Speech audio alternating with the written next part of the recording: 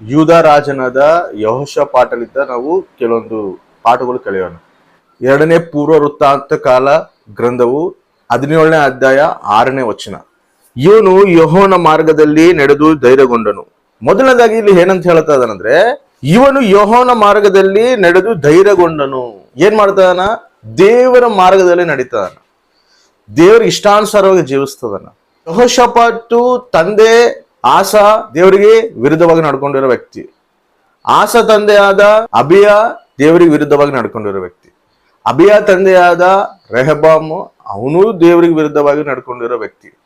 ಇವ್ರ ತಂದೆ ಇವರೆಲ್ಲರೂ ದೇವ್ರ ವಿರುದ್ಧವಾಗಿ ನಡ್ಕೊಂಡ್ರು ಈ ಯೆಹೋಷಾಫಾತು ಏನ್ ಮಾಡ್ತಿದ್ದಾನೆ ಅಂದ್ರೆ, ದೇವ್ರಿಗೆ ಇಷ್ಟಾನುಸಾರವಾಗಿ ಜೀವಿಸ್ತಾರೆ. ನನ್ನ ತಂದೆ ತಾಯಿಗಳು ಹೆಂಗಾನ ಜೀವಿಸ್ಲಿ, ನನ್ನ ಅಣ್ಣ ತಮ್ಮದ್ರು ಹೆಂಗಾದ್ರೂ ಜೀವಿಸ್ಲಿ, ನಾನು ಮಾತ್ರ ದೇವ್ರಿಗೆ ಇಷ್ಟಾನುಸಾರವಾಗಿ ಜೀವಿಸ್ಬೇಕು ಅಂತೇಳಿ ತೀರ್ಮಾನ ತಗೊಂಡು ದೇವ್ರಿಗೆ ಇಷ್ಟಾನುಸಾರವಾಗಿ ಜೀವಿಸ್ತದ. ನೋಡ್ರಿ, ಇದ್ರಾಗಿದ್ದ ನಾವು ಕಲಿಬೇಕಾಗಿದೆ ಏನಂದ್ರೆ, ನಮ್ಮ ಕುಟುಂಬದಲ್ಲಿ ಯಾರೇ ತಂದೆ ತಾಯಿಗಳಾಗಿರ್ಬೋದು, ಅಣ್ಣ ತಮ್ಮಂದ್ರಾಗಿರ್ಬೋದು, ಅಕ್ಕ ತಂಗಂದ್ರಾಗಿರ್ಬೋದು, ಅವ್ರು ಹೆಂಗಾದ್ರೂ ಜೀವಿಸ್ತಾ ಇರ್ಬೋದು. ಆದ್ರೆ ನಾವು ದೇವ್ರಿಗೆ ಇಷ್ಟಾನುಸಾರವಾಗಿ ಜೀವಿಸ್ಬೇಕು, ನಾನು ದೇವ್ರಿಗೆ ಇಷ್ಟಾನುಸಾರವಾಗಿ ಜೀವಿಸ್ಬೇಕು ಅನ್ನೋ ತೀರ್ಮಾನ ಇಟ್ಕೊಂಡು ನಾವು ಜೀವಿಸುವಂಥವ್ರು ಆಗಿರ್ಬೋದು. ಕೆಲವ್ರು ಏನ್ ಮಾಡ್ತಾರಂದ್ರೆ, ಅಣ್ಣನ ಹೆಂಗ್ ಮಾಡ್ತಾನಲ್ಲ, ನಾನ್ ಮಾಡಿದ್ರೆ ತಪ್ಪೇನು ಅಂದ್ರೆ, ಅವ್ರು ಮಾಡ್ತಾರಲ್ಲ ನಾನ್ ಮಾಡಿದ್ರೆ ತಪ್ಪೇನು ಅನ್ನೋಂಥ ಸ್ವಭಾವ ನಮ್ಮಲ್ಲಿ ಇರಬಾರ್ದು. ಅವನು ಮಾಡಿದ್ರು ನಾನ್ ಮಾಡಲ್ಲ, ನಾನ್ ದೇವ್ರಿಗೆ ಇಷ್ಟಾನುಸಾರವಾಗಿ ಜೀವಿಸ್ತೀನಿ ಅನ್ನೋ ಮನಸ್ಸಿಟ್ಕೊಂಡು ನಾವು ಜೀವಿಸ್ತಿರುವಾಗ ಅವ್ರು ಕೂಡ ಏನಾಗ್ತಾರ? ಚೇಂಜ್ ಆಗ್ತಾರ. ನಮ್ಮನ್ನ ನೋಡಿ ಅವ್ರು ಚೇಂಜ್ ಆಗ್ಬೇಕು ತಪ್ಪ ಅವ್ರ ಸ್ವಭಾವಗಳು ನಾವು ಮಾಡುವಂಥವ್ರು ಆಗಿರ್ಬಾರ್ದು. ನಾವು ದೇವ್ರಿಗೆ ಇಷ್ಟಾನುಸಾರ ಜೀವಿಸುವಂಥವ್ರು ಆಗಿರ್ಬೇಕು. ಇಲ್ಲಿ ಯೆಹೋಷಾಫಾಟ ಅದನ್ನೇ ಮಾಡ್ತಾನ. ಅವ್ರ ತಂದೆ ತಾತ ಮುತ್ತಾತ ಅವರೆಲ್ಲರೂ ಕೂಡ ದೇವ್ರಿಗೆ ವಿರುದ್ಧವಾಗಿ ನಡ್ಕೊಂಡ್ರು. ಯೆಹೋಷಾಫಾತು ಮಾತ್ರ ದೇವ್ರಿಗೆ ಇಷ್ಟಾನುಸಾರ ನಡ್ಕೊಂತದ, ಭಯಭಕ್ತಿಯಾಗಿ ಜೀವಿಸ್ತಾ ಇದೆ. ನಾವು ಕೂಡ ದೇವರಿಗೆ ಭಯಭಕ್ತರಾಗಿ ಕುಟುಂಬದಲ್ಲಿ ಅನೇಕರಿಗೆ ಮಾದರಿಕರವಾಗಿ ನಾವು ದೇವ್ರಿಗೆ ಸಾಕ್ಷಿಯಾಗಿ ಜೀವಿಸ್ಬೇಕು. ನಮ್ಮನ್ನ ನೋಡಿ ಅವರು ಮಾರು ಮನಸ್ಸು ಹೊಂದಿ ಅವರು ದೇವರ ಹತ್ರ ಬರ್ಬೇಕು. ಆ ರೀತಿ ಜೀವಿಸುವಂತವ್ರಾಗಿರ್ಬೇಕು. 2ನೇದಾಗಿ, ದೇಶದಲ್ಲಿರುವಂತಹ ವಿಗ್ರಹಗಳನ್ನೆಲ್ಲ ತೆಗೆದು ಬಿಡ್ತಾರೆ. ಅಂದ್ರೆ ಏನ್ ವಿಗ್ರಹಗಳು ಅಂದ್ರೆ, ಇವಾಗ ನಾವು ಹೆಚ್ಚು ದೇವರಿಗಿನ ಹೆಚ್ಚು ಸಮಯ ನಾವು ಯಾವ್ದಕ್ಕೆ ಸ್ಪೆಂಡ್ ಮಾಡ್ತಾ ಇದೀವಿ, ಅದು ಕೂಡ ವಿಗ್ರಹ ಆರಾಧನೆನೇ. ಟಿವಿ ನೋಡ್ಕೊಂತ ಕುತ್ಕೊಳೋದು, ಸೀರಿಯಲ್ ನೋಡ್ಕೊಂತ ಕುತ್ಕೊಳೋದು ಅಂದ್ರೆ ದೇವರಿಗೆ ಕೊಡುವಂತ ಸಮಯನ ಹೆಚ್ಚಾಗಿ ಬೇರೆ ಒಂದಕ್ಕೆ ನಾವು ಕೊಟ್ಟಿವಂದ್ರೂ ಅದು ವಿಗ್ರಹಾರಾಧನೆಗೆ ಸಮಾನ. ಇವಾಗ ಮೊಬೈಲ್ ನಲ್ಲಿ ಕೂಡ ಏನೋ ರೀಲ್ಸ್ ನೋಡ್ಕೊಂತಿರೋದು, ಇಲ್ಲ ಏನೋ ಯೂಟ್ಯೂಬ್ ನಲ್ಲಿ ಬೇರೆ ಒಂದು ಕಾರ್ಯಕ್ರಮಗಳು ನೋಡ್ಕೊಂತಿರೋದು, ಇವೆಲ್ಲ ಕೂಡ ದೇವರಿಗೆ ವಿರುದ್ಧವಾದದ್ದು. ಇವೆಲ್ಲ ಕೂಡ ವಿಗ್ರಹಾರಾಧನೆಗೆ ಸಮಾನವಾದದ್ದು. ನಾವು ದೇವರಿಗೆ ಸಮಯ ಕೊಡಬೇಕು, ದೇವರಿಗೆ ಇಷ್ಟಾನುಸಾರವಾಗಿ ಜೀವಿಸ್ಬೇಕು. ದೇವರಿಗೆ ನಮ್ಮ ಹೆಚ್ಚಿಂದು ಯಾವ್ದು ಇರಬಾರ್ದು, ನಮಗೆ ದೇವರೇ ನಮಗೆ ಹೆಚ್ಚಿದಾಗಿರ್ಬೇಕು. ಇಲ್ಲಿ ಅದನ್ನೇ ಮಾಡ್ತಾನ ಯೆಹೋಷಾಫಾತು. ಎಲ್ಲಾ ವಿಗ್ರಹಗಳನ್ನ ಆ ದೇಶದಲ್ಲಿ ತೆಗೆದು ಹೊರಗಾಗ್ತಾನೆ. ಹಂಗ ನಮ್ಮಲ್ಲಿ ಯಾವ ಸ್ವಭಾವಗಳು, ದೇವರಿಗೆ ವಿರುದ್ಧವಾದ ಸ್ವಭಾವಗಳು ನಮ್ಮಲ್ಲಿ ಯಾವಿದಾವೋ ಅವನ್ನೆಲ್ಲ ನಾವು ಕಿತ್ತು ಹೋಗಿಬೇಕು.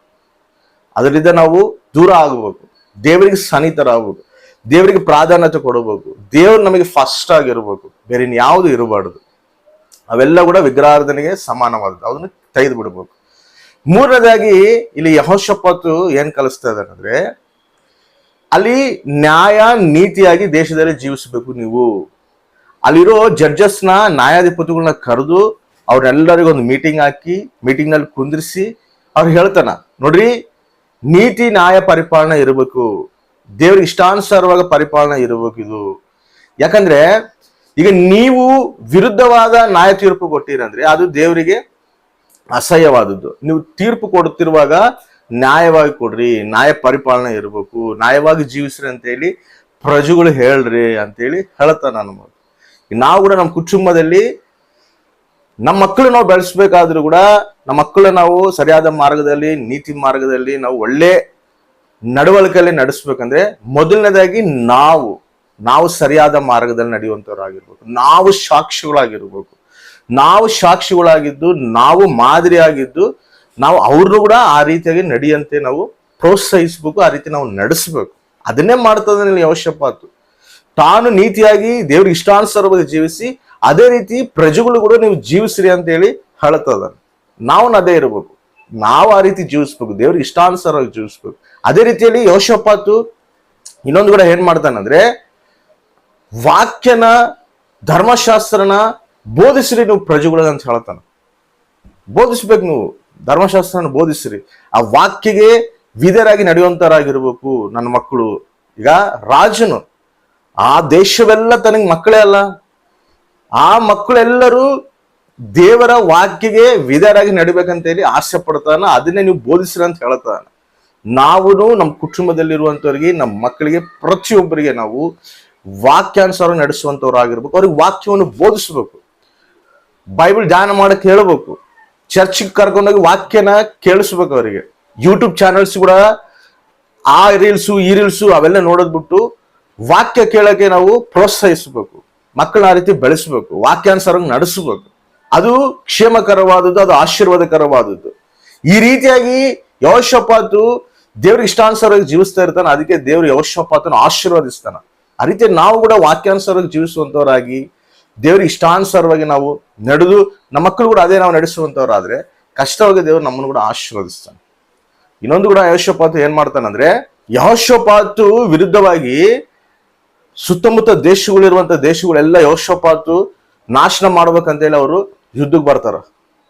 ಭಯಂಕರವಾದ ಸಮಸ್ಯೆ ಎದುರಾಗ್ತದೆ ಯೆಹೋಷಾಫಾತ್ಗ. ಯೆಹೋಷಾಫಾತು ಏನ್ ಮಾಡ್ತಾನಂದ್ರೆ, ಆ ಸಮಸ್ಯೆನ ನೋಡಿ ಭಯಭ್ರಾಂತನಾಗಿ, ಅಯ್ಯೋ ನನಗೆ ಎದಕ್ಕೆ ಸಮಸ್ಯೆ ಅಂತೇಳಿ ಆ ರೀತಿಯಾಗಿ ತಾನು ಪ್ರವರ್ತಿಸಿಲ್ಲ. ತಾನು ಏನ್ ಮಾಡ್ತಾನಂದ್ರೆ, ತನ್ನ ಪ್ರಜೆಗಳೆಲ್ಲರನ್ನ ಕರೆದು ಉಪವಾಸ ಪ್ರಾರ್ಥನೆಗೆ ಏರ್ಪಾಡು ಮಾಡ್ತಾನ.